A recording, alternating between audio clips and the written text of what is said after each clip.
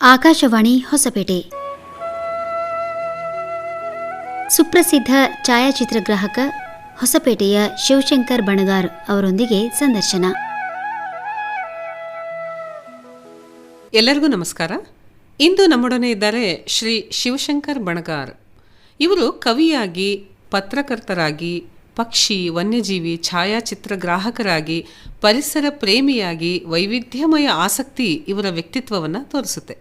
ಇತ್ತೀಚಿನ ದಿನಗಳಲ್ಲಿ ಹಂಪಿಯ ಚರಿತ್ರೆ, ಸಂಸ್ಕೃತಿ, ಪರಂಪರೆ, ನಮ್ಮ ಜನರ ಸಂಸ್ಕೃತಿಯನ್ನು ತಮ್ಮ ಕ್ಯಾಮ್ರಾದ ಮೂಲಕ ಭಾರತ ಮಾತ್ರವಲ್ಲ ಜಗತ್ತಿಗೇ ಪರಿಚಯಿಸುವ ಕಾರ್ಯವನ್ನು ಯಾವುದೇ ನಿರೀಕ್ಷೆಗಳಿಲ್ಲದೆ ಇವರು ನಿರ್ವಹಿಸ್ತಾ ಇದ್ದಾರೆ. ಇವರು ತೆಗೆದಿರೋ ಚಿತ್ರಗಳು ಭಾರತದಲ್ಲಿ ಮಾತ್ರವಲ್ಲ, ಅಮೆರಿಕ, ಇಂಗ್ಲೆಂಡ್ ಸೇರಿದಂತೆ ಹಲವು ರಾಷ್ಟ್ರಗಳ ಮನ್ನಣೆ, ಪ್ರಶಂಸೆಗೆ ಮತ್ತು ಬಹುಮಾನಕ್ಕೆ ಪಾತ್ರವಾಗಿವೆ. ಇವರ ಪ್ರತಿ ಚಿತ್ರದ ಹಿಂದೆ ಒಬ್ಬ ಚರಿತ್ರಕಾರನ ತಿಳುವಳಿಕೆ, ಹಾಗೆ ಕಲಾವಿದನ ಸೌಂದರ್ಯ ಮತ್ತು ಸಾತ್ವಿಕ ವ್ಯಸನದಂತೆ ಇವೆಲ್ಲ ಸಾಂದ್ರಗೊಂಡಿವೆ. ಆಕಾಶವಾಣಿ ಸ್ಟುಡಿಯೋಗೆ ತಮಗೆ ಸ್ವಾಗತ ಸರ್. ನಮಸ್ಕಾರ ಮೇಡಮ್. ರವಿ ಕಾಣದನ್ನ ಕವಿ ಕಾಣ್ತಾನೆ ಅಂತ ಹೇಳ್ತಾರೆ. ಅದಕ್ಕೆ ಇನ್ನೊಂದು ನಾವು ಸೇರಿಸ್ಬೋದು, ಹಂಪಿಯಲ್ಲಿ ನಾವು ಕಾಣದೇ ಇರೋ ಹಲವಾರು ಐತಿಹಾಸಿಕ, ಪಾರಂಪರಿಕ, ಪಕ್ಷಿ, ಪ್ರಾಣಿ, ವ್ಯಕ್ತಿಗಳ ಮತ್ತು ನಿಸರ್ಗದತ್ತ ಚಿತ್ರಗಳನ್ನು ಶಿವಶಂಕರ್ ಬಣಗಾರ್ ಅವರ ಕ್ಯಾಮ್ರಾ ಕೈಚಳಕದಲ್ಲಿ ಕಾಣ್ಬೋದು ಅಂತ ನಾವು ಹೇಳ್ತೀವಿ. ಸರ್ ಹೇಳಿ, ಈ ಒಂದು ಪಾರಂಪರಿಕ ತಾಣ ಮತ್ತು ಛಾಯಾಗ್ರಹಣ ಇದೆಲ್ಲ ಒಲಿದು ಬಂದ ಬಗ್ಗೆ ಹೇಗೆ ತಮ್ಮ ಬಾಲ್ಯದಿಂದಲೂ ಇಲ್ಲಿವರೆಗೆ? ಮೇಡಮ್, ನಾನು ಬಾಲ್ಯ ಅಂದರೆ ನಮ್ಮ ಊರು, ಸ್ವಂತ ಊರು ಮರೇಮ್ನಳ್ಳಿ. ಹ್ಞೂ ಸರ್. ನಮ್ಮ ತಂದೆ ಶಿವಲಿಂಗಪ್ಪ ಅಂತ, ರಾಟಿ ಶಿವಲಿಂಗಪ್ಪ ಅಂತ, ನಮ್ಮ ತಾಯಿ ಶಂಕರಮ್ಮ. ನಮ್ಮ ವೃತ್ತಿ ಹೊಲಿಗೆ ವೃತ್ತಿ. ಬಣ್ಣಗಾರ ಅನ್ನೋಂಥದ್ದು ಮನೆತನದ ಹೆಸರು. ಅಂದರೆ ನೇಚರಿಂದ ಎಲೆಗಳ ಮೂಲಕ ಬಣ್ಣವನ್ನು ತಯಾರಿಸುವ ಕುಟುಂಬ ನಮ್ಮ ತಂದೆಯವರು ಬಣ್ಣಗಾರ. ಸಾಂಪ್ರದಾಯಿಕ ಬಣ್ಣವನ್ನು ತಯಾರಿಸುವಂಥ ಕುಟುಂಬ. ಅದು ಕ್ರಮೇಣ ಹೊಲಿಗೆ ವೃತ್ತಿಗೆ ಬಂದು ನಿಂತ್ಕೊಳ್ತೋದು. ಮೂಲತಃ ಆಂಧ್ರದ ಆಧುನಿಕ ಕಡೆಯವರು, ವಲಸೆ ಬಂದಿದ್ದು ನಾರಾಯಣದೇವರ ಕೆರೆಗೆ. ಆನಂತರ ಮರನ್ಮಳ್ಳಿ ಶಿಫ್ಟ್ ಆದರು. ನಾವು ಬಾಲ್ಯ ಎಲ್ಲ ಮರನ್ಮಳ್ಳಿಯಲ್ಲಿ, ಹೈಸ್ಕೂಲು, ಹೈಯರ್ ಪ್ರೈಮರಿ ಎಲ್ಲ ಸಿದ್ಧಗಂಗೆ ಮಠದಲ್ಲಿ ಓದಿದ್ದು. ಅಲ್ಲಿ SSLCಗೆ ಮತ್ತು ಇಲ್ಲಿ ಮತ್ತೆ ಮರನ್ಮಳ್ಳಿಗೆ ಬಂದು ಮರನ್ಮಳ್ಳಿಯಲ್ಲಿ ಓದಿದ್ದು. ನನಗೆ ಛಾಯಾಗ್ರಹಣದ ಆಸಕ್ತಿ, ಒಂದು ಘಟನೆಯನ್ನು ನೆನೆಸ್ಕೋತೀನಿ ನಾನು. ಸಿದ್ಧಗಂಗೆ ಮಠದಲ್ಲಿ ಇರಬೇಕಾದ್ರೆ ಅಲ್ಲಿ ಪತ್ರಿಕೆ ಬರ್ತಾಯಿತ್ತು.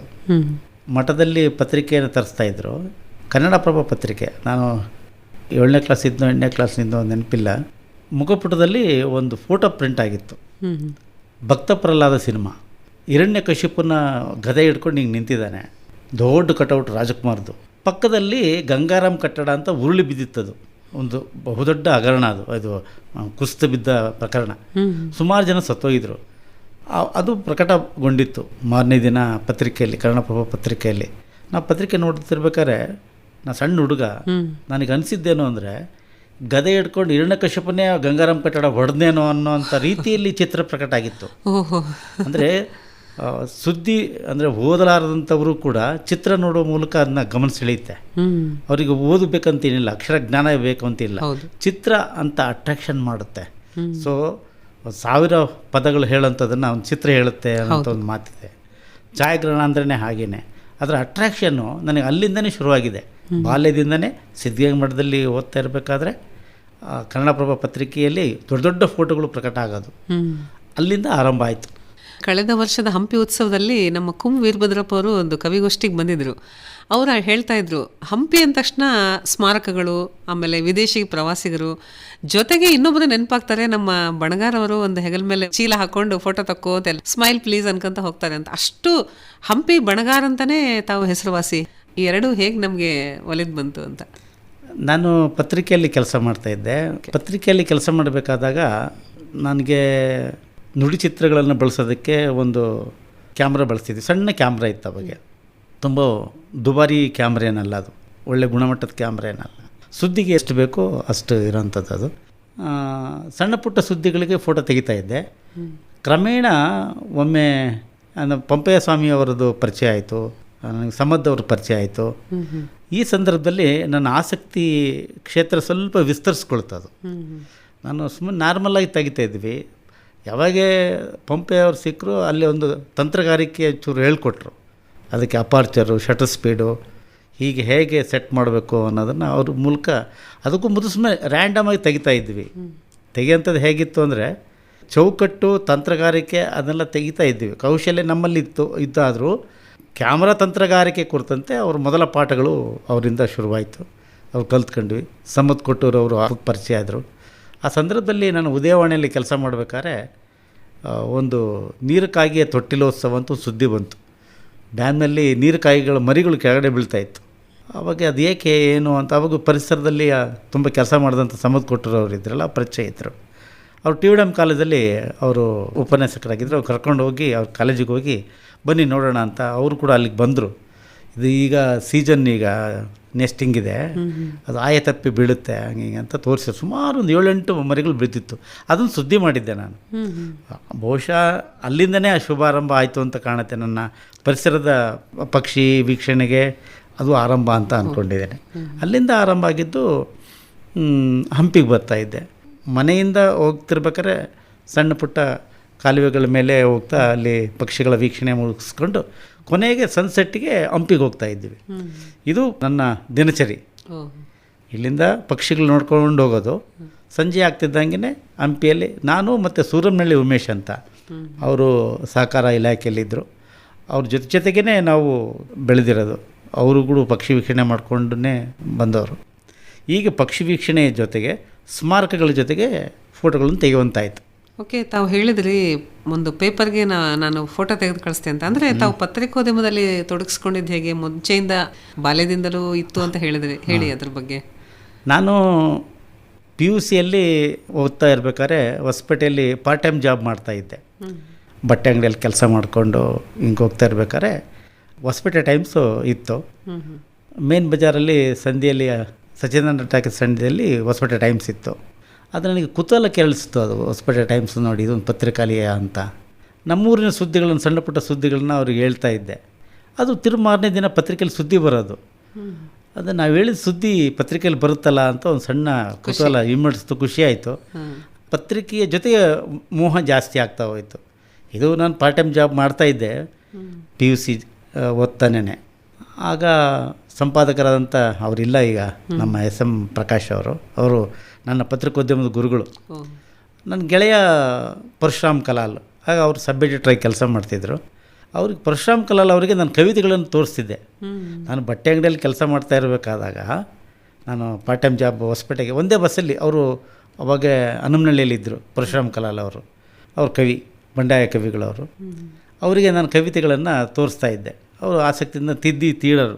ಇದು ಹೀಗೆ, ಇದು ವಾಚ್ಯ ಇದೆ, ಇಲ್ಲಿ ಕಾವ್ಯ ಆಗಬೇಕು, ಈ ಪದ ಇಲ್ಲಿ ಅನವಶ್ಯಕ ಬಂದಿದೆ, ಇಲ್ಲಿ ಅನವಶ್ಯಕ ಇದಿಲ್ಲ, ಇದು ನಿಮ್ಮ ಕಲ್ಪನೆ ಚೆನ್ನಾಗಿದೆ. ಹೀಗೆ ಕವಿತೆಯನ್ನು ತಿದ್ದಿ ತೀಡೋ ಕೆಲಸ ಮಾಡಿದ್ದು ಪರಶುರಾಮ್ ಕಲಾಲ್ ಅವರು. ನನ್ನನ್ನು ಸಾಮಾಜಿಕವಾಗಿ ನನ್ನನ್ನು ಬದಲಿಸಿದರು.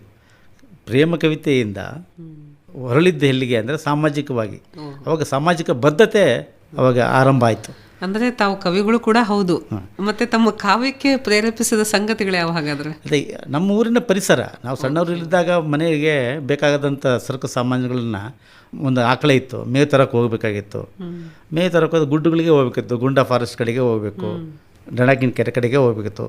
ಅಲ್ಲಿ ಪರಿಸರದಲ್ಲೇ ಬೆಳೆದಿರೋದ್ರಿಂದ ಹಳ್ಳ ಕೊಳ್ಳ ತೊರೆ, ನಮ್ಮ ಒಡ್ನಳ್ಳ, ನಮ್ಮ ಒಡ್ನಳ್ಳೆನೇ ದೊಡ್ಡ ಒಂದು ಇದು. ನಮ್ಮ ಮರನ್ಮಳ್ಳಿಯ ಡಣಗಿನ ಕೆರೆಯಿಂದ ಏನು ಬರುವಂಥ ತೊರೆ ತುಂಗಭದ್ರಾ ಡ್ಯಾಮಿಗೆ ಸೇರುತ್ತೆ. ಅದೇ ನಿಮಗೆ ಮಹಾನದಿ ಥರ ನಮಗೆ.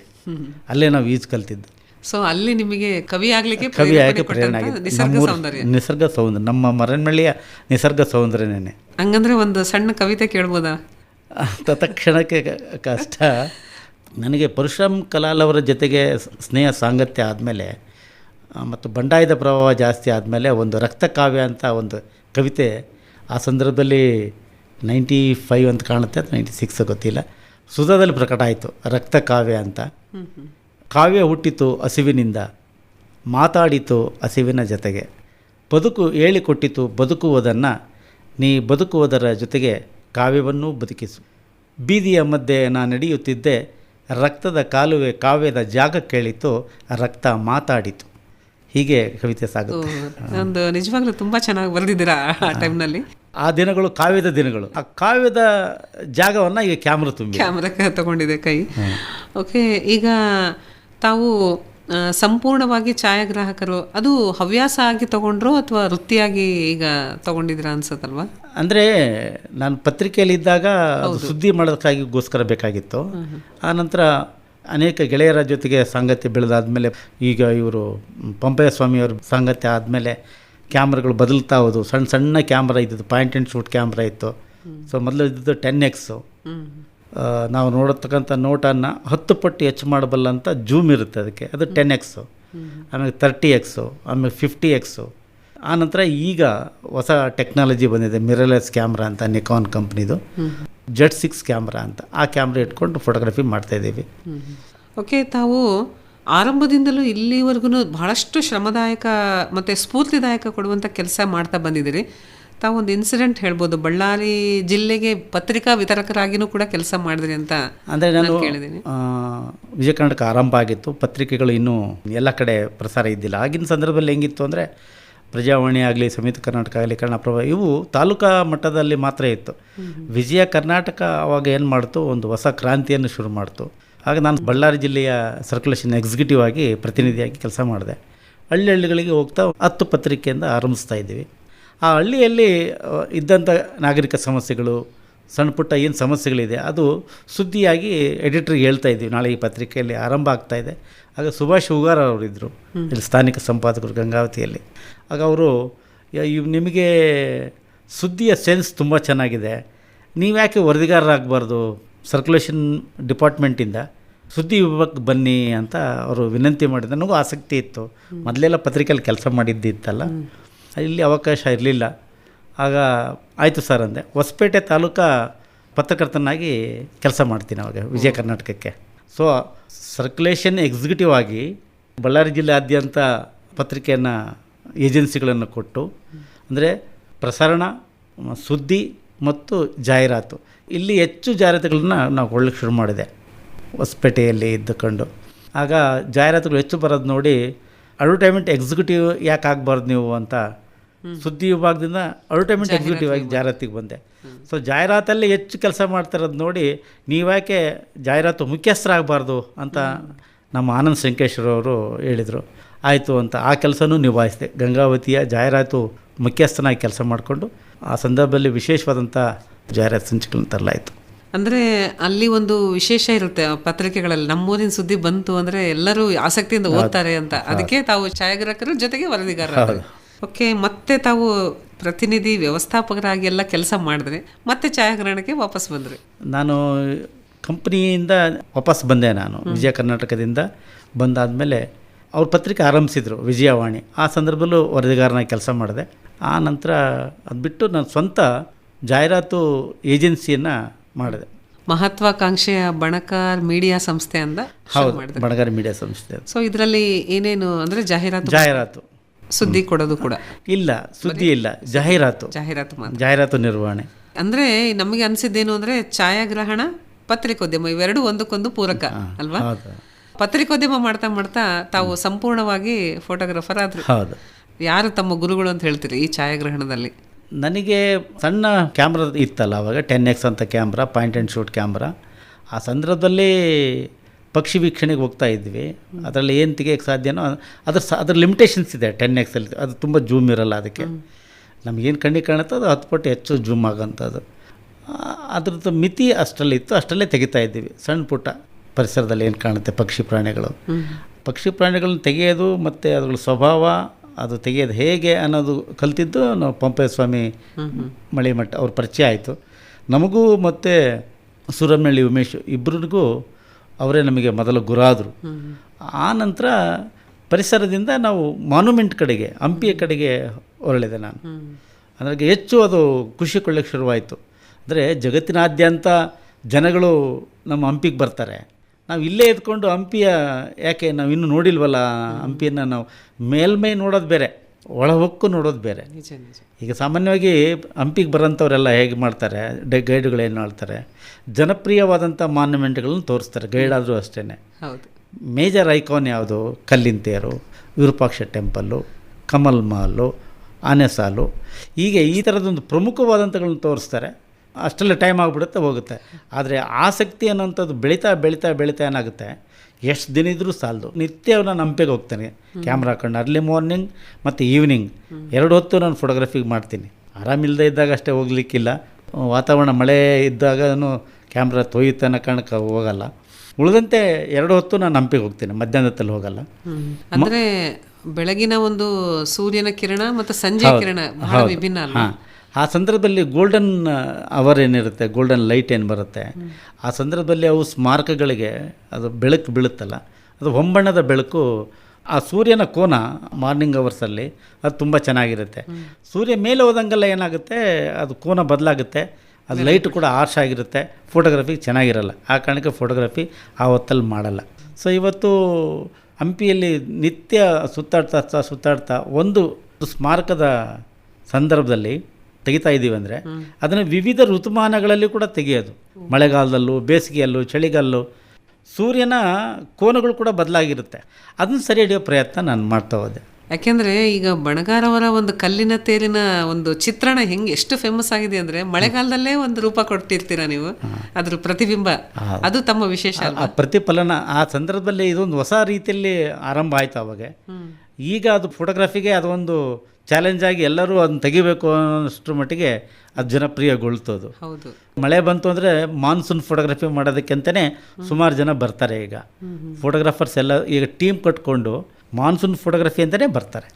ಇನ್ನು ಈ ಒಂದು ತಮ್ಮ ಚಿತ್ರಗಳನ್ನು ಬಹಳ ಆಳವಾಗಿ ಪರಿಶೀಲಿಸಿದಾಗ ಒಮ್ಮೆ ಪರಿಸರ ಕಾಣುತ್ತೆ ಅದರಲ್ಲಿ, ಆಮೇಲೆ ಪ್ರಾಣಿ ಪಕ್ಷಿಗಳ ಒಂದು ಚಿತ್ರಣ ನೋಡ್ತೀವಿ, ಆಮೇಲೆ ವಿಭಿನ್ನ ರೀತಿಯ ವ್ಯಕ್ತಿಯ ಭಾವ, ಅವು ಒಂದಕ್ಕಿಂತ ಒಂದು ವಿಭಿನ್ನ ಅಂತಲೇ ಹೇಳ್ಬೋದು. ಇದಕ್ಕೆಲ್ಲ ಎಷ್ಟೊಂದು ಪೂರ್ವಭಾವಿ ತಯಾರಿ ತಾವು ಮಾಡ್ಕೊತೀರಾ? ಅಂದರೆ ಈಗ ನಾವು ಫೋಟೋಗ್ರಫಿಗೆ ಹೋದಾಗ ಅಲ್ಲಿ ಏನು ಕಾಣುತ್ತೆ, ಬೆಳಕು, ಸೂರ್ಯನ ಬೆಳಕು ಏನಿದೆ, ಪ್ರೆಸೆನ್ಸ್ ಆಫ್ ಮೈಂಡ್ ಅಷ್ಟೇ ಕೆಲಸ ಮಾಡೋದವೆಲ್ಲ. ಆ ಸಂದರ್ಭದಲ್ಲಿ ಒಂದು ಸ್ಮಾರಕದ ಹತ್ರ ಹೋದಾಗ ವ್ಯಕ್ತಿ ಬಂದರೆ ಆ ವ್ಯಕ್ತಿಯ ಹಾವಭಾವ ಚೆನ್ನಾಗಿತ್ತು ಅಂದರೆ ಆ ಫೋಟೋಗ್ರಫಿ ಅದು ಸ್ಮಾರಕದ ಬಿಟ್ಟು ಆ ವ್ಯಕ್ತಿ ಚಿತ್ರಣದ ಮಾಡ್ತೀವಿ. ಆ ಬೆಳಕಲ್ಲಿ, ಒಳ್ಳೆ ಬೆಳಕಲ್ಲಿ ವ್ಯಕ್ತಿ ಇದ್ದಾಗ ಅದನ್ನು ತೆಗಿತೀವಿ. ಅಲ್ಲಿ ಏನೋ ಒಂದು ಪಕ್ಷಿ ಕಾಣಿಸ್ತೋ ಅದನ್ನು ತೆಗಿತೀವಿ. ಅಂದರೆ ಸಂದರ್ಭ ನಾವು ಫೋಟೋ ತೆಗಿಯೋಂಥ ಆ ಎಚ್ಚರ ಪ್ರಜ್ಞೆ ಇದ್ದರೆ ಅದ್ರ ಏನು ಕಾಣಿಸುತ್ತೋ, ಏನು ಫೋಟೋಗ್ರಫಿ ಆಗುತ್ತೋ ಅದನ್ನು ತೆಗಿತಾ ಹೋಗೋದು, ಅದನ್ನೇ ಸುಂದರವಾಗಿ ಅಷ್ಟೇ. ನಿಜ. ಯಾಕೆಂದರೆ ಸೌಂದರ್ಯ ನೋಡುವ ಕಣ್ಣಲ್ಲೆಲ್ಲ, ನಿಮ್ಮ ಕ್ಯಾಮ್ರಾ ಕಣ್ಣಲ್ಲಿ, ನಿಮ್ಮ ತಲೆಯಲ್ಲಿ ಆ ವಿಚಾರ ಬಂದಾಗ ಅದು ಸುಂದರವಾಗಿ ಕಾಣುವಂತೆ ಮಾಡಿಬಿಡ್ತೀರಿ ಅಲ್ವಾ? ಆಮೇಲೆ ಈಗ ಒಂದರ್ಥದಲ್ಲಿ ತಾವು ಪ್ರವಾಸೋದ್ಯಮಕ್ಕೆ ಸದ್ದಿಲ್ಲದಂತೆ ತಮ್ಮದೇ ಆದ ಕೊಡುಗೆ ಕೊಡ್ತಾ ಇದ್ದೀರಿ ಅಂತ ನಮ್ಮ ಭಾವನೆ. ಸೊ ಈ ಒಂದು ಪ್ರವಾಸೋದ್ಯಮದಲ್ಲಿ ತಾವು ಸಹಾಯಕರಾಗಿ ಈ ಮೂಲಕ ಹೇಗೆ ತೊಡಗಿಸ್ಕೊಂಡ್ರಿ? ನಾನು ಫೋಟೋಗ್ರಫಿ ತೆಗಿತಾ ಆದಮೇಲೆ ಆರಂಭದಲ್ಲಿ 2012 ಅಂತ ಕಾಣುತ್ತೆ, ಅವಾಗ ಫೇಸ್ಬುಕ್ ಆರಂಭ ಆಗಿ, ಅದಕ್ಕೂ ಮೊದಲು ಇತ್ತೇನೋ ಕಾಣೆ. ಅವಾಗ ನನ್ನ ಗಮನಕ್ಕೆ ಬಂದಿದ್ದು 2012ರಲ್ಲಿ. ಅವಾಗ ಸೋಷಿಯಲ್ ಮೀಡಿಯಾ ಆರಂಭ, ಆರ್ಕ್ಯೂಟ್ ಇತ್ತು. ಆರ್ಕ್ಯೂಟ್ ನಂತರ ಫೇಸ್ಬುಕ್ಕಿಗೆ ಬಂದ್ವಿ. ಅಲ್ಲಿ ಸೋಷಿಯಲ್ ಮೀಡಿಯಾದಲ್ಲಿ ಹಂಪಿಯ ಫೋಟೋಗಳನ್ನು ಹಾಕ್ತಕ್ಕೆ ಶುರು ಮಾಡಿದ್ವಿ. ತುಂಬ ಜನಪ್ರಿಯತೆ ಗಳಿಸೋಕ್ಕೆ ಶುರು ಮಾಡ್ತು. ತುಂಬ ಜನ ಲೈಕ್ ಮಾಡೋದು, ಕಾಮೆಂಟ್ ಮಾಡೋದು, ಅದು ಒಂಥರ ಖುಷಿಯ ಸಂಗತಿ ಆಯಿತು ಸೋಷಿಯಲ್ ಮೀಡಿಯಾದಲ್ಲಿ. ಆನಂತರ ಈ ಫೋಟೋಗಳನ್ನು ನಿತ್ಯ ಈ ಫೋಟೋಗಳನ್ನು ತೆಗಿತಾ ಆಗ್ತಾ ಸುಮಾರು ಜನ ಬರೋಕ್ಕೆ ಶುರು ಮಾಡಿದರು, ನಾವು ಫೋಟೋ ತೆಗಿಬೇಕು ಅಂತ. ಇವತ್ತು ನಾನು ಫೋಟೋ ಟೂರ್ ಅಂತ ನಾನು ಕಂಡಕ್ಟ್ ಮಾಡ್ತೀನಿ. ಅದನ್ನು ನೋಡಿಕೊಂಡು ಅವರು ಫೋಟೋಗ್ರಾಫರ್ ಇರ್ತಾರೆ, ಅವ್ರ ಕ್ಯಾಮ್ರಾ ತೆಗೆಯುವ ಕೌಶಲ್ಯತೆ ಇರುತ್ತೆ, ಆದರೆ ಜಾಗದ ಬಗ್ಗೆ ಗೊತ್ತಿರಲ್ಲ.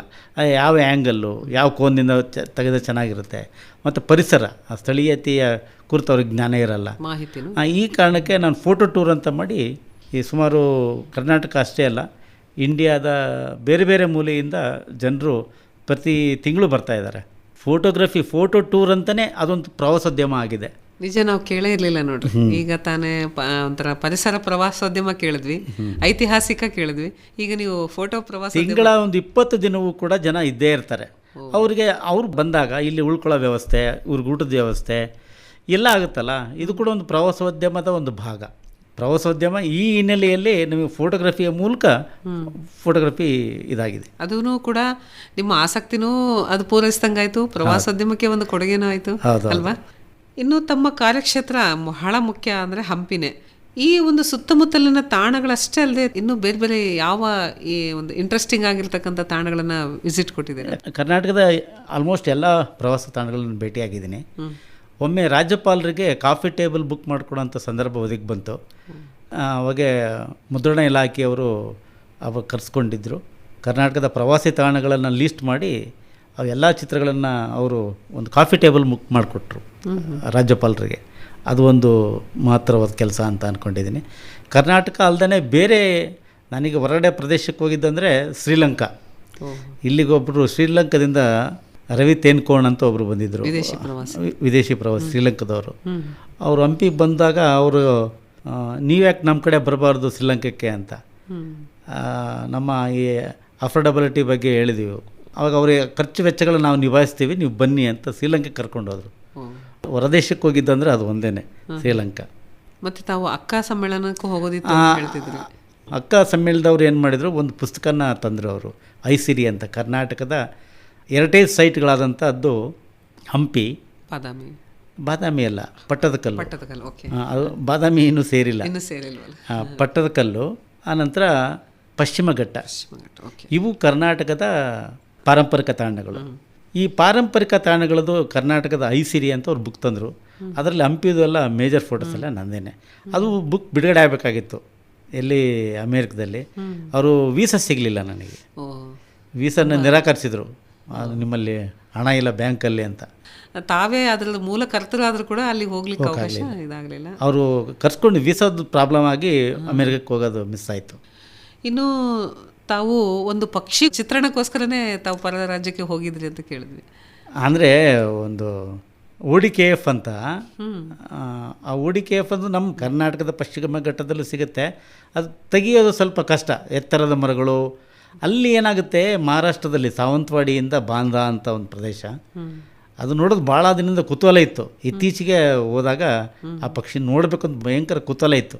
ಅದು ಫೋಟೋಗ್ರಫಿಯನ್ನು ಮಾಡಾಯಿತು. ಭಾಳ ಖುಷಿಯ ಸಂಗತಿ ಅವು. ಪಕ್ಷಿ ನೋಡಿ. ಯಾವುದು ಪಕ್ಷಿ ಹೆಸರು? King Fisher. ಅದು ಕಿಂಗ್ ಫಿಶರ್ನ ಒಂದು ಇನ್ನೊಂದು ಪ್ರಭೇದ. ಯಾಕಂದರೆ ನಮ್ಮ ಹಂಪಿಯ ತಾಣ ಕೂಡ ನಮ್ಮಲ್ಲಿ ಕಿಂಗ್ ಫಿಶರ್ ಇದೆ. ನಮ್ಮಲ್ಲಿ ಕಿಂಗ್ ಫಿಶರ್ ಇರೋದು ವೈಟ್ ಬ್ರೆಸ್ಟೆಡ್ಡು, ಪೈಡು, ಆಮೇಲೆ ಸ್ಮಾಲು, ಇವೆಲ್ಲ ಸಿಗುತ್ತೆ. ಅದು ನಮ್ಮಲ್ಲಿ ಸಿಗಲ್ಲ. ಅದು ವೆಸ್ಟರ್ನ್ ಘಾಟಲ್ಲಿರೋಂಥ ಪಕ್ಷಿ. ಅದು ತಾವು ಅದನ್ನು ಚಿತ್ರ ತೆಗಿಲಿಕ್ಕೆ ನೋಡೋದಕ್ಕೇ ನೋಡಬೇಕು ಅಂತಲೇ ಬಹುದಿನದ ಆಸೆ ಇತ್ತು. ಅದು ನೋಡೋಕ್ಕಂತ ಹೋಗಿದ್ದೆ ಅಷ್ಟೇ. ಓಕೆ. ಇನ್ನು ನಮ್ಮ ಚಂದನವಾಹಿಯ ಶುಭೋದಯ ಕಾರ್ಯಕ್ರಮದಲ್ಲಿ ತಾವು ಭಾಗವಹಿಸಿದ್ರಿ. ಈ ರೀತಿ ಹಲವಾರು ಸಮ್ಮಾನಗಳು ಕೂಡ ತಮ್ಮನ್ನು ಅರಸಿ ಬಂದವು. ಇದ್ರ ಬಗ್ಗೆ ಹೇಳಿ. DJMPC ಅಂತೇಳಿ ಒಂದು ಅಂತಾರಾಷ್ಟ್ರೀಯ ಪ್ರಶಸ್ತಿ ಒಂದು ಬಂತು. ಅದು ಹಂಪಿಯ ರಿಫ್ಲೆಕ್ಷನ್ ಫೋಟೋ ಏನೇ ಇತ್ತಲ್ಲ, ಅದು ಸೂರ್ಯಾಸ್ತ ಸಮಯ, ಅದೊಂದು DJMPC ಅಂತಾರಾಷ್ಟ್ರೀಯ ಪ್ರಶಸ್ತಿ ಅದಕ್ಕೆ ಬಂತು. ಹಂಪಿ ಉತ್ಸವದಲ್ಲಿ ಕಾಂಪಿಟೇಷನ್ ಇತ್ತಲ್ಲ, ಅದೊಂದು 2 ಸಾರಿ ಕಾಂಪಿಟೇಷನ್ ಹೋಗಿದ್ದೀನಿ. ಸಾಮಾನ್ಯವಾಗಿ ಕಾಂಪಿಟೇಷನ್ಗಳಿಗೆ ಹೋಗಲ್ಲ, ಅದೇನೋ ಗೆಳೆಯರ ಒತ್ತಾಸೆ ಮೇರೆಗೆ ಅದೊಂದು 2 ಹಾಕಿದ್ವಿ ನಾನು. ಅಷ್ಟು ಬಿಟ್ಟರೆ ನಾನು ಸಾಮಾನ್ಯವಾಗಿ ಯಾವ ಕಾಂಪಿಟೇಷನ್ಗಳಿಗೂ ಹೋಗಲ್ಲ. ಆಮೇಲೆ ತಾವು ತಮ್ಮನ್ನು ಶಿವಶಂಕರ್ ಬಣಗಾರ್ ಅಂತ ಗುರುತಿಸೋ ಬದಲು ಹಂಪಿ ಬಣಗಾರ್ ಅಂತ ಜನಪ್ರಿಯರಾಗಿದ್ದೀರಿ. ಸೊ ಇಲ್ಲಿ ವಿದೇಶಿಗರಿಗೆ ತಾವು ಬಹಳ ಅಚ್ಚುಮೆಚ್ಚು, ಅಥವಾ ತಮಗೇನೆ ಅಲ್ಲಿ ಒಂದು ಫೋಟೋಗ್ರಫಿ ತೆಗಿಲಿಕ್ಕಾಗಿಯೇ ನೀವು ಹೇಳಿದ್ರಿ ಪ್ರತಿದಿನ ಹೋಗ್ತೀನಿ ಅಂತ. ಸೊ ಯಾಕೆ ಈ ರೀತಿ ಹಂಪಿ ಬಣಗಾರ್ ಅಂದರೆ, ಹಂಪಿದೇ ಹೆಚ್ಚು ಕೇಂದ್ರ ಸ್ಥಾನವಾಗಿ ಇಟ್ಕೊಂಡು ಫೋಟೋಗ್ರಫಿ ಮಾಡ್ತಾ ಇರೋದ್ರಿಂದ ಅದು ಹಂಪಿ ಬಣಗಾರ್ ಅಂತಲೇ ಇದಾಗಿರೋದು. ಇಷ್ಟು ವರ್ಷದಿಂದ ಫೋಟೋಗ್ರಫಿ ಮಾಡ್ತಾ ಇದ್ರು ಕೂಡ ಹಂಪಿನ ಇನ್ನೂ ಎಲ್ಲ ಜಾಗವನ್ನು ಮುಟ್ಲಿಕ್ಕಾಗಿಲ್ಲ. ಅದು ಮೊಣಕಾಲು, ಅದಕ್ಕೆ ಆ್ಯಕ್ಚುಲಿ ಚಾರಣ ಶಕ್ತಿ ಬೇಕು. ಕೆಲವೊಂದು ನಾವು ಮಾಲ್ಯವಂತ, ಮಾತಂಗ ಇಷ್ಟು ಬಿಟ್ಟರೆ ಆದರೆ ಇನ್ನೂ ಸಣ್ಣ ಪುಟ್ಟ ಬೆಟ್ಟಗಳು ಸುಮಾರಿದ್ದಾವೆ. ಅವನ್ನೆಲ್ಲ ಹತ್ತೋದಕ್ಕೆ ಇಲ್ಲೆಲ್ಲ ಏನಾಗಿದೆ ಅಂದರೆ, ಇಲ್ಲಿ ಕರಡಿ ಚಿರತೆ ಆವಾಸಸ್ಥಾನ ಆಗಿದೆ. ಅದೊಂದು ಭಯ. ಆ್ಯಕ್ಚುಲಿ ಅಲ್ಲೆಲ್ಲ ಆದಿವಾಸನ ನೆಲೆಗಳು ಎಲ್ಲ ತುಂಬ ಇದ್ದಾವೆ. ಆಮೇಲೆ ತಮ್ಮ ಕ್ಯಾಮ್ರಾ ಕಣ್ಣಿನಲ್ಲಿ ನಮ್ಮ ಚಿರತೆ ಕೂಡ ಬಂದುಬಿಟ್ಟಿದೆ ಒಂದು ಸರ್ತಿ. ಅಂದರೆ ನಮ್ಮ ಹಂಪಿ ಪ್ರದೇಶನೇ ಆಗಿದೆ. ಅದು ಮೂಲ ಆವಾಸಸ್ಥಾನನೇ ಕರಡಿ ಚಿರತೆಗಳ ಆವಾಸಸ್ಥಾನ. ಹಾಗಾಗಿ ಅವು ಏನಾಗುತ್ತೆ, ನಾವು ಅರ್ಲಿ ಮಾರ್ನಿಂಗು ಲೇಟ್ ಈವ್ನಿಂಗ್ ಹೋದಾಗ ಅವು ಕಾಣಿಸ್ಕೊಳ್ಳುತ್ತೆ. ಆಮೇಲೆ ನೀವು ಹೇಳ್ದಂಗೆ ಇನ್ನೂ ತುಂಬ ಜನಗಳಿಗೆ ತುಂಬ ಪ್ಲೇಸಸ್ಸೇ ಗೊತ್ತಿಲ್ಲ ಅಂತ ಹೇಳಿದ್ರೆ, ಅಂದರೆ ಅದಕ್ಕೆ ಒಂದು ಇದೇನೇ ಇದೆ ಪ್ರಾವರ್ಬ್, ಕಾಲಿದ್ದವರು ಹಂಪಿ ನೋಡಬೇಕು, ಕಣ್ಣಿದ್ದವರು ಕನಕಗಿರಿ ಅಂತ. ಸೊ ಕನಕಗಿರಿ ಆ ಸೈಡ್ಸ್ ಎಲ್ಲ ತಾವು ಮಾಡಿದಿರಲ್ಲ? ಮಾಡಿದೆ ಕನಕಗಿರಿ ಕಡೆ. ಅಂದರೆ ಉತ್ಸವಗಳಲ್ಲಿ ಕೂಡ ತಮ್ಮನ್ನು ಕರೆಸ್ತಿರ್ತಾರೆ. ಇನ್ನು ತಮ್ಮಂತೆ ಛಾಯಾಗ್ರಾಹಕರಾಗಬೇಕು ಮತ್ತು ಪತ್ರಿಕೋದ್ಯಮದಲ್ಲಿ ತೊಡಗಿಸ್ಕೋಬೇಕು ಅಂತ ಬಯಸುವ ಯುವ ಪೀಳಿಗೆಗೆ ಏನು ಕಿವಿ ಮಾತು ಹೇಳ್ತೀರಾ? ಮೊದಲು ಆಸಕ್ತಿ ಇರಬೇಕು. ಆಸಕ್ತಿ ಜೊತೆಗೆ ಒಂದು ಈ ಕ್ಷೇತ್ರ ಕಾರ್ಯಕ್ಕೆ ಅವ್ರು ಬರಬೇಕು. ಅಂದರೆ ಸಮಯ ನಿಗದಿ ಮಾಡ್ಕೋಬೇಕು. ಸಮಯ ಭಾಳ ಇಂಪಾರ್ಟೆಂಟ್. ಅಲ್ಲಿ ನಾವು ಏನು ತೆಗಿತೀವಿ ಅನ್ನೋದು ಎರಡನೇದ್ದು. ಮೊದಲು ಆ ಸ್ಥಳಕ್ಕೆ, ಆ ಸಮಯಕ್ಕೆ ನಾವು ಅಲ್ಲಿ ಇದ್ದಾಗ ಅಲ್ಲಿ ಘಟಿಸಬಹುದಾದ ಸಂದರ್ಭಗಳು, ಅವಕಾಶಗಳು ನಮಗೆ ಸಿಗಲ್ಪಡ್ತಾವೆ. ಫಾರ್ ಎಕ್ಸಾಂಪಲ್, ಒಂದು ಒಳ್ಳೆ ಅತ್ಯದ್ಭುತವಾದದ್ದು ಮೋಡ ಇತ್ತು ಅರ್ಲಿ ಮಾರ್ನಿಂಗ್, ಸೂರ್ಯೋದಯಕ್ಕಿಂತ ಮುಂಚೆ ಒಂದು ಒಳ್ಳೆ ಬ್ಯೂಟಿಫುಲ್ ಕಲರ್ ಬರುತ್ತೆ. ನಾವು ತೆಗಿಬೇಕು ಅಂದರೆ ನಾವು ಅಲ್ಲಿ 5 ಗಂಟೆಗೆ ಅಲ್ಲಿರಬೇಕು. ನಾವು ಮನೇಲಿ 6 ಗಂಟೆಗೆ ಎದ್ದರೆ ಅದು ತೆಗೋಕ್ಕಾಗಲ್ಲ. ಕೆಲವೊಂದು ಜನ ಫೋಟೋಗಳು ನೋಡಿ ಇದೇನೋ ಸುಮ್ಮನೆ ಕ್ರಿಯೇಟ್ ಮಾಡ್ತಾರೆ ಅನ್ಕೋತಾರೆ, ಹೌದು, ಇದೇನೋ ಗ್ರಾಫಿಕ್ ಅನ್ಕೋತಾರೆ. ಅವರು ಅರ್ಲಿ ಮಾರ್ನಿಂಗ್ ಎದ್ದಿರೋದಿಲ್ಲ, ಅದು ಗೊತ್ತಿರೋದಿಲ್ಲ. ಸೂರ್ಯೋದಯಕ್ಕಿಂತ ಮುಂಚೆ ಒಂದು ಬಣ್ಣ ಬೆರಗು ಇರುತ್ತೆ. ಆ ಬಣ್ಣ ಬೆರಗನ್ನು ಸೆರೆ ಹಿಡಿಬೇಕು ಅಂತಂದರೆ ನಾವು 4 ಗಂಟೆಗೆ ಎದ್ದೇಳಬೇಕು. 4 ಗಂಟೆಗೆ ಎದ್ಕೊಂಡು 5 ಗಂಟೆಗೆ ಅಲ್ಲಿ ಇರಬೇಕು ಹಂಪಿಯಲ್ಲಿ. ಯಾಕೆಂದರೆ ಇವು ಮುಂಚೆ ತಾವು ಪರಿಸರ ಜೊತೆನೇ ಓಡಾಡ್ತಾ ಆಡ್ತಾ ಬೆಳೆದಿರೋರು. ಆಮೇಲೆ ಕವಿಗಳು ಬೇರೆ. ಯಾಕೆಂದರೆ ಅರ್ಲಿ ಮಾರ್ನಿಂಗ್ ಅದೇನು ಬೆಳಗಿನ ಒಂದು ಪ್ರಾತಃ ಸಮಯನೇ ಪ್ರಾಶಸ್ತ್ಯ. ಆ ಸಮಯ ನೀವು ಚೂಸ್ ಮಾಡ್ಕೊತೀರಿ ಸಾಮಾನ್ಯ. ಹಾಗೆ ಯುವ ಪೀಳಿಗೆ ಅನ್ನೋಂಥದ್ದು ತತ್ಕ್ಷಣ ಸಿಕ್ಬಿಡಬೇಕು ಅಂದ್ಕೊಂಡಿರ್ತಾರೆ. ಆದರೆ ಒಂದು ಶ್ರಮ ಬೇಕು. ಆ ಥರದ ಒಂದು ಶ್ರಮ ಸಿದ್ಧಿ ಆಗಬೇಕು ಅಂದರೆ ಅರ್ಲಿ ಮಾರ್ನಿಂಗ್ ಎದ್ದೇಳಬೇಕು, ಎದ್ದು ಫೀಲ್ಡಲ್ಲಿ ಇರಬೇಕು. ಸೊ ಈ ರೀತಿ ಪರಿಶ್ರಮ ಪಡಬೇಕು, ಆಸಕ್ತಿ ಇರಬೇಕು ಅಂತ ಹೇಳ್ತಿರ್ತಾವೆ. ಖಂಡಿತ. ಇನ್ನು ನಮ್ಮ ಹೊಸಪೇಟೆ ವಿಜಯನಗರ ಜಿಲ್ಲೆ ಆಯಿತು.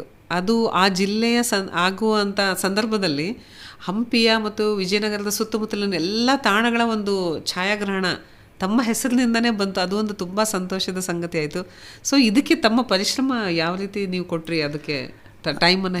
ಆ ಸಂದರ್ಭದಲ್ಲಿ ಸಚಿವರಾದಂಥ ಆನಂದ್ ಸಿಂಗ್ ಅವರು ಕೇಳ್ಕೊಂಡ್ರು ಹಂಪಿಯ ಫೋಟೋಗಳನ್ನ. ಅವರಿಗೆ ವಿಜಯನಗರ ಜಿಲ್ಲೆ ಆಗಬೇಕು ಅನ್ನೋದು ಅವ್ರೊಂದು ಕನಸಿತ್ತು.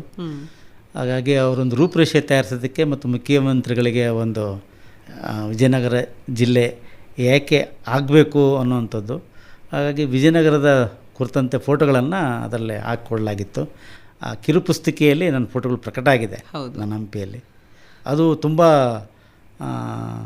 ಆಗಿನ ಮುಖ್ಯಮಂತ್ರಿಗಳಿಗೆ ತುಂಬ ಖುಷಿ ಕೊಟ್ಟಿದೆ. ಜಿಲ್ಲೆ ಆಗೋದಕ್ಕೆ ಕೂಡ ಫೋಟೋಗಳು ಕಾರಣ ಅಂತ ಹೇಳ್ಬೋದು. ನಾನು ಅದಕ್ಕಾಗಿನೇ ಆ ಪ್ರಶ್ನೆ ಕೇಳಿದೆ. ಇಷ್ಟು ನೋಡ್ರಿ, ಒಂದು ಫೋಟೋಗ್ರಫಿ ಅನ್ನೋದು ಏನೆಲ್ಲ ಸಂಗತಿಗಳಿಗೆ ಕಾರಣ ಆಗುತ್ತೆ, ಒಂದು ಪ್ರತ್ಯಕ್ಷವಾಗಿ ಪರೋಕ್ಷವಾಗಿ. ಅದಕ್ಕೆ ತಾವು ಆ ಸಂದರ್ಭದಲ್ಲಿ ಸನ್ಮಾನ ಮಾಡಿದರು. ಜಿಲ್ಲಾಧಿಕಾರಿ ಅನಿರುದ್ಧ ಅವರಿದ್ದರು, ಸಚಿವರಿದ್ದರು. 1 ವರ್ಷ ನಂತರ ಸನ್ಮಾನ ಮಾಡಿತ್ತು ಆ ಸಭೆ ಸಮಾರಂಭ ನಿಮಗೆ. ಹೌದು, ಹೌದೌದು. ಆಮೇಲೆ ಈ ಎಲ್ಲ ಕೆಲಸಗಳಿಗೆ ಆಮೇಲೆ ತಮಗೆ ಇಷ್ಟೆಲ್ಲ ಮಾನ ಸಮ್ಮಾನಗಳು ಸಿಗ್ತಾ ಇದೆ, ಅತ್ಯುತ್ತಮ ಛಾಯಾಗ್ರಾಹಕರಂತ ಬರ್ತಾ ಇದೆ. ಇದಕ್ಕೆಲ್ಲದಕ್ಕೂ ಗಾಡ್ ಫಾದರ್ ಅಥವಾ ಒಂದು ನನಗೆ ಯಾವಾಗಲೂ ಸ್ಮರಿಸ್ತೀನಿ ಇವ್ರನ್ನ ಅಂತ ಯಾರಾದರೂ ಅಂಥ ವ್ಯಕ್ತಿಗಳು ನೀವು ನೆನೆಸ್ಕೊಂತೀರಾ? ಅಲ್ಲ, ನನ್ನ ಬೆಳವಣಿಗೆ, ನನ್ನ ಆದಿಯ ಬೆಳವಣಿಗೆ ಸಾಕಷ್ಟು ಜನ, ಪ್ರತಿ ಸಲವೂ ಕೂಡ ಸುಮಾರು ಜನ ಇದ್ದಾರೆ. ಎಲ್ಲರನ್ನೂ ಸ್ಮರಿಸಲೇಬೇಕು. ಯಾಕಂದರೆ ನೀವು ಕವಿ ಆಗ್ಲಿಕ್ಕೂ ಒಬ್ರು ಪ್ರೇರಣೆ ಕೊಡಿ. ಅಲ್ಲ, ಖಂಡಿತ. ಫೋಟೋಗ್ರಫಿಗೂ ಒಬ್ರು ಅಲ್ವಾ? ಈಗ ನನಗೆ ಕಾವ್ಯದಲ್ಲಿ ಅಂತಂದಾಗ ಆರಂಭದಲ್ಲಿ ನಮ್ಮ SSLCಯಲ್ಲಿ ಚಂದ್ರಶೇಖರ್ ವಸ್ತ್ರದಂಥ ಕವಿಗಳಿದ್ರು. ಅವರು ಮೌನದ ಮಾತುಗಳು ಅಂತ ಅವರು ಒಂದು ಕವನ ಸಂಕಲನ ತಂದಿದ್ದರು. ಅದು ನನಗೆ ಅತ್ಯಂತ ಪ್ರಭಾವ ಬೀರಿದಂಥ, ಆರಂಭದ SSLCಯಲ್ಲಿ ಪ್ರಭಾವ ಬೀರಿದಂಥ ಕವಿತೆಗಳು. ಅಲ್ಲಿಂದ ಆರಂಭ ಆಯಿತು. ಅವರು ನಮಗೆ ನನ್ನ ಕವಿತೆಗಳನ್ನು ನೋಡಿ ಅವ್ರು ಬೆಂತಟ್ಟಿದ್ರು ಅವರು ಆ ಸಂದರ್ಭದಲ್ಲಿ. ಆ ನಂತರ ಪರಶುರಾಮ್ ಕಲಾಲ್ ಅವರು.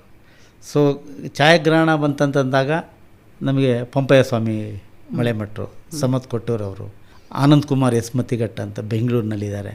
ಅವ್ರ ಎಡಿಟಿಂಗ್ ಸ್ಕಿಲ್ಗಳನ್ನ, ನೆರಳು ಬೆಳಕನ್ನು ಹೊಂದಿಸೋದು ಹೇಗೆ, ಒಂದು ಚಿತ್ರನ ಚೌಕಟ್ಟು ಮಾಡೋದು ಹೇಗೆ, ಈ ಥರದ ಬೆಳವಣಿಗೆಗೆ ಅವರು ಕಾರಣ ಆಗಿದ್ದಾರೆ. ಸೊ ಇಷ್ಟೆಲ್ಲ ಬೆಳವಣಿಗೆಯ ಮಧ್ಯೆ ತಮ್ಮ ಕುಟುಂಬ, ತಮ್ಮ ಪತ್ನಿಯವರು, ತಂದೆ ತಾಯಿ ಅವ್ರದ್ದೆಲ್ಲ ಸಪೋರ್ಟ್ ಹೇಗಿದೆ?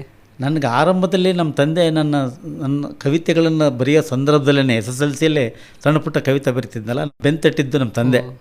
ನನ್ನ ಒಂದು ಸಣ್ಣ ಕವಿತೆ ಹೊಸಪೇಟೆ ಟೈಮ್ಸಲ್ಲಿ ಬಂದಾಗ ಅವ್ರು ತುಂಬ ಖುಷಿಪಟ್ಟು ಬೆಂತಟ್ಟಿದ್ರು. ಅವರು SSLCಯಲ್ಲಿ ತೀರ್ಕೊಂಡ್ರು ಅವರು ನಾನು ಇದ್ದಾಗ. ಆ ನಂತರ ನಮ್ಮ ಅಕ್ಕ ನಮ್ಮನ್ನು ಓದಿಗೆ ಕಾರಣ ಆದಳು.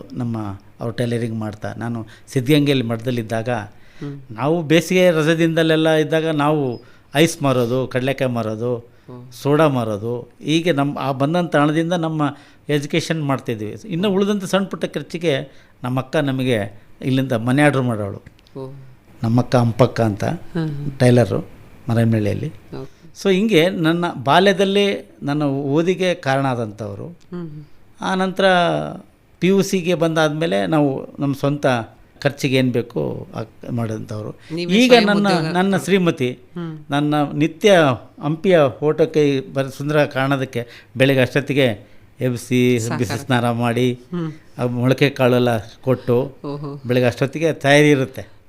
ಅವರು ಇಷ್ಟೆಲ್ಲ ನಾವು ಮಾಡ್ತಿದ್ದೀವಿ ಅಂದರೆ ಅವರು ಮೊಳಕೆ ಕಾಳು ಕಾರಣ. ಶಕ್ತಿ ಮತ್ತು ಒಂದು ನೈತಿಕ ಬೆಂಬಲ ಅಲ್ವಾ? ಖಂಡಿತ. ಪತ್ನಿಯವರು ಏನು ಮಾಡ್ಕೊಂಡಿದ್ದಾರೆ? ಮಕ್ಕಳು ಅವರೆಲ್ಲ ಮನೆಯಲ್ಲೇ ಗೃಹಿಣಿಯವರು ಇಬ್ಬರು. ನನ್ನ ಮಗ ಇವತ್ತು ಸೈಬರ್ ಸೆಕ್ಯೂರಿಟಿ ಓದ್ತಾ ಇದ್ದಾನೆ ಬೆಂಗಳೂರಲ್ಲಿ. ನನ್ನ ಮಗಳು ಇಲ್ಲೇ ನನ್ನ ಜೊತೆಯಲ್ಲೇ ಇದ್ದಾಳೆ. ಸೊ ಸಂಪೂರ್ಣ ಸಂತೃಪ್ತಿ ಕುಟುಂಬ ಜೊತೆಗೆ ಸಂತೃಪ್ತಿದಾಯಕ ಕೆಲಸ ಕೂಡ ತಾವು ತೊಡ್ಕೊಂಡಿದ್ದೀರಿ ಅಲ್ವಾ? ಹೌದು. ಸೊ ತಮ್ಮ ಬಿಡುವಿರದ ಕೆಲಸ, ಯಾಕೆಂದರೆ ಛಾಯಾಗ್ರಹಣ, ಪತ್ರಿಕೋದ್ಯಮ, ಈ ಥರ ಕವನ ಬರೆಯೋದು ಎಷ್ಟೊಂದು ಹವ್ಯಾಸಗಳು. ಅಂದರೆ ಆಡು ಮುಟ್ಟದ ಸೊಪ್ಪಿಲ್ಲ ನಮ್ಮ ಬಣಗಾರವರು ಮಾಡದೇ ಇರತಕ್ಕಂಥ ಕೆಲಸ ಇಲ್ಲ ಅಂತ ಈಗ ತಾನೇ ಹೇಳಿದ್ರಿ. ಕಷ್ಟದ ಸಂದರ್ಭದಲ್ಲಿ ಎಲ್ಲ ಕೆಲಸನೂ ಮಾಡಿದಿರಿ ಅಂತ ಹೇಳಿದ್ರಿ. ಸೊ ಇದು ಒಂಥರ ಮಾದರಿ ಇಂದಿನ ಯುವ ಪೀಳಿಗೆಗೆ ಅಂತ ಹೇಳ್ಬೋದು. ಈ ಒಂದು ಬಿಡುವಿರದ ಸಮಯದಲ್ಲಿ ತಾವು ನಮ್ಮ ಸ್ಟುಡಿಯೋಗೆ ಬಂದು ತಮ್ಮ ಅನುಭವ, ಜೀವನಾಮೃತವನ್ನೆಲ್ಲ ಹಂಚಿಕೊಂಡ್ರಿ. ನಮ್ಮೆಲ್ಲ ಕೇಳುಗರ ಪರವಾಗಿ ತಮಗೆ ಹೃತ್ಪೂರ್ವಕವಾದ ಧನ್ಯವಾದಗಳು. ತಮಗೂ ಧನ್ಯವಾದಗಳು, ಕೇಳುಗರಿಗೂ ಧನ್ಯವಾದಗಳು. ನಮಸ್ಕಾರ. ನಮಸ್ತೆ ಸರ್. ಇದುವರೆಗೆ ಸುಪ್ರಸಿದ್ಧ ಛಾಯಾಚಿತ್ರಗ್ರಾಹಕ ಹೊಸಪೇಟೆಯ ಶಿವಶಂಕರ್ ಬಣಗಾರ್ ಅವರೊಂದಿಗಿನ ಸಂದರ್ಶನ ಕೇಳಿದಿರಿ. ಸಂದರ್ಶನವನ್ನು ನಡೆಸಿಕೊಟ್ಟವರು TGM ನಾಗರತ್ನ.